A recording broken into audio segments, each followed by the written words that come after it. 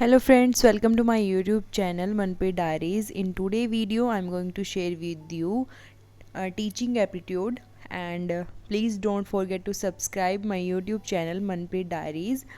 So शुरू करते हैं. सबसे पहले देखते हैं टीचिंग क्या होती है.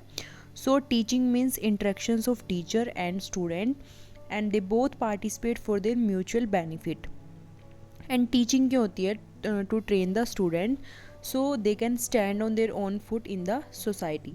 एंड अगर हम देखें तो टीचिंग के हमारे पास 3 मेन एस्पेक्ट सामने आते हैं. फर्स्ट है teacher, then student and third is education. Mean जो हमें बच्चों को जो है कंटेंट पढ़ाना है या फिर जो हमारा सिलेबस होता है that comes under the third aspects of the teaching. And according to John Dewey उन्होंने बोला था कि education is a 3 part process. But उन्होंने क्या किया, इस 3 पार्ट प्रोसेस में सोशल जो है सोशल कंपोनेंट को ऐड करा. उन्होंने बोला कि any educational system that does not have a social component वो इनकम्प्लीट है. There must be a teacher, student and third is a society. उन्होंने ये 3 एस्पेक्ट्स दिए थे. And next is teaching nature and characteristics. First अगर देखिए primary function क्या होता है टीचिंग का, is to guide and train the students. And teaching is a collaborative efforts between teacher and students. And teaching is a art. Teaching को art क्यों बोला जाता है, क्योंकि टीचिंग जो है वो स्टूडेंट्स में नॉलेज को इम्पार्ट करती है इफ़ेक्टिव तरीके से. और teaching is a science. Science क्यों बोलते हैं, क्योंकि जो टीचिंग है वो aims to educate student about facts and cause of issue in various areas. Means बच्चों को एजुकेट करना किसी भी टॉपिक से रिलेटेड, किसी एरिया से रिलेटेड, उसके फैक्ट्स एंड कोज के बारे में.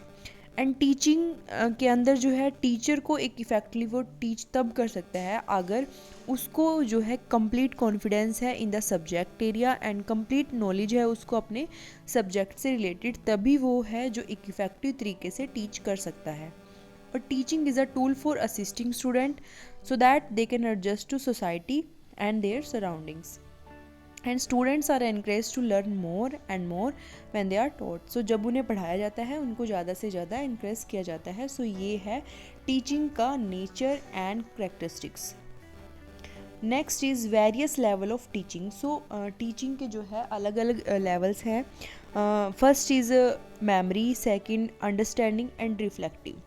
बट इसमें जो है एक न्यू स्टेज को ऐड किया गया है, ऑटोनोमस डेवलपमेंट. बट ये जो ऑटोनोमस डेवलपमेंट है ये जो है मॉरिस एल्बिगी ने ही इसको क्रिएट किया था. और इसमें जो है इन्होंने 1976 में इसको क्रिएट कर दिया था. बट टीचिंग लर्निंग के कॉन्टिन्यूम में इसको ऐड अभी किया गया है. पहले है हमारे पास autonomous development. Autonomous development create की थी, किसने करी थी, मॉरिस एल्बिगी ने 1976 में.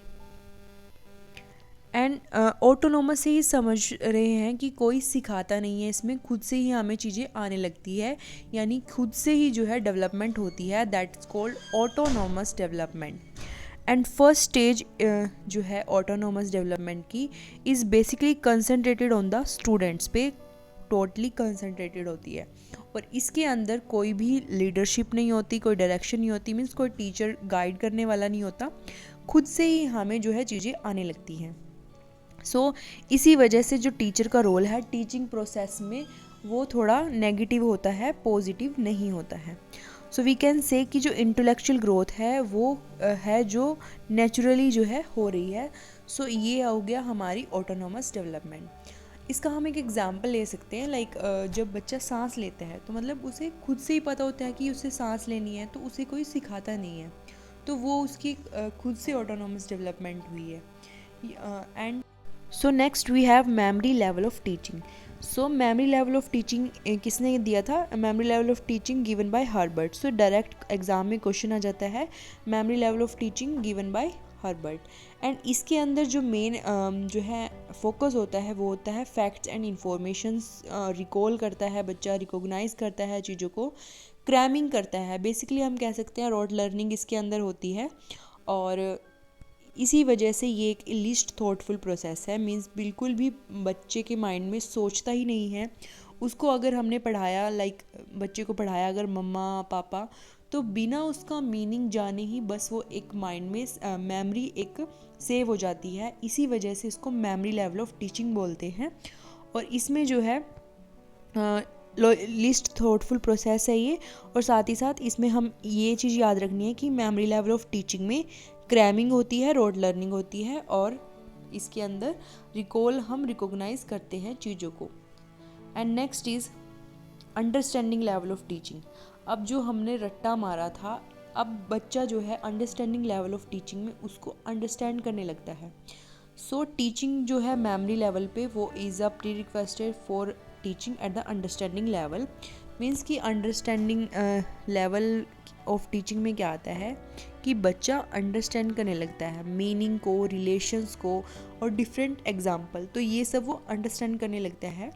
और वी कैन से कि जो टीचर है वो एम्फेसाइज करता है making generalization, principles and fact understandable. So बच्चा अंडरस्टैंड करने लगा है to the student, so they can comprehend हो गया कि उसको वो समझता है अच्छे से, कॉम्प्रीहेंड हो गया समझना। सो कोरिलेट करता है और चीज़ों को कंपेयर करके देखता है कि ऐसा क्यों हो रहा है, और डिफ्रेंशिएट करता है कॉन्सेप्ट्स को with example. So in understanding level में टीचर जो है teaching become a very organised and ordered series of activities. So ये हो गया हमारा अंडरस्टैंडिंग लेवल ऑफ टीचिंग।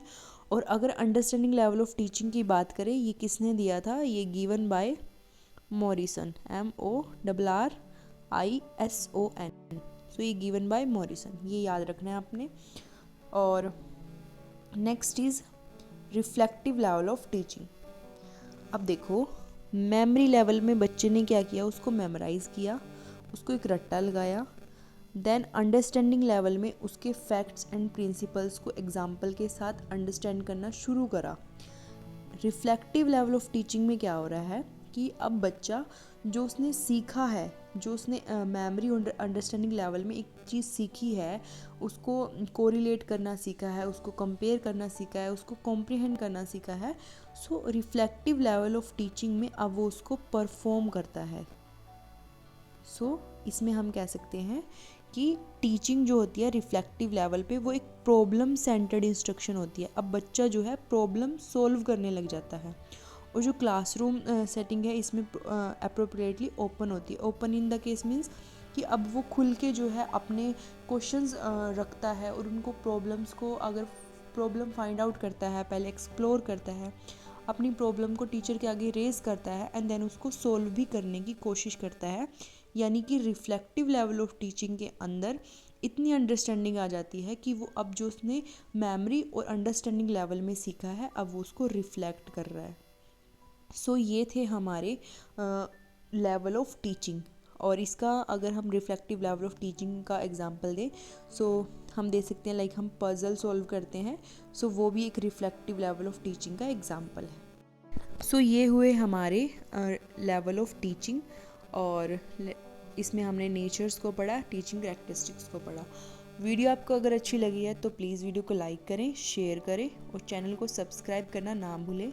और अगर आपको वीडियो पसंद आ रही है तो प्लीज़ कमेंट करना, ताकि आपके लिए और वीडियोस बना पाऊँ। और मिलते हैं नेक्स्ट वीडियो में। इसके नेक्स्ट उसमें जो है मैं आपसे शेयर करने वाली हूँ टीचिंग एप्टीट्यूड के। हमने ये नेचर्स पढ़ लिए, अब हम जो है नेक्स्ट पढ़ेंगे टीचिंग के ऑब्जेक्टिव्स क्या होते हैं और टीचिंग के प्रिंसिपल्स क्या होते हैं।